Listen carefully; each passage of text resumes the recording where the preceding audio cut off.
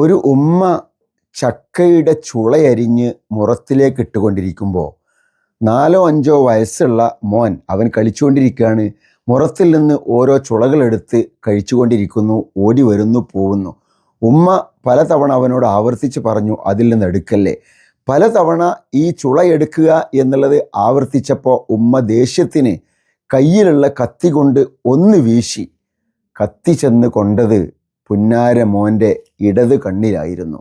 അവന് ഇന്ന് 10-35 വയസ്സുണ്ട്. ഇപ്പോഴും അവൻ്റെ ഒരു കണ്ണിന് കാഴ്ചയില്ല.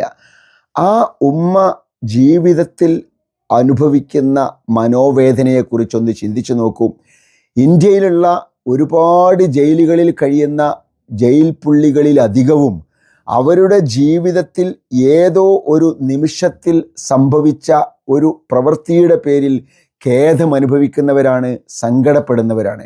ജീവിതത്തിലുണ്ടാകുന്ന ഇത്തരം സംഭവങ്ങൾ വളരെ പെട്ടെന്നുള്ള പ്രതികരണത്തിലേക്ക് നമ്മളെ എത്തിക്കാറുണ്ട്.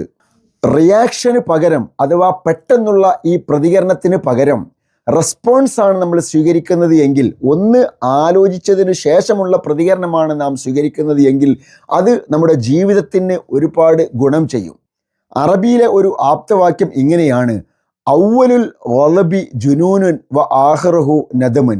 കോപത്തിൻ്റെ ആദ്യ ഭാഗം അത് ഭ്രാന്താണ്, എന്നാൽ അതിൻ്റെ അവസാന ഭാഗം ഖേദമാണ്. ഖേദിക്കുന്ന പ്രവർത്തനത്തിലേക്ക് എത്താതിരിക്കുവാൻ വേണ്ടി നാം തുടക്കത്തിൽ തന്നെ ശ്രദ്ധിക്കുക.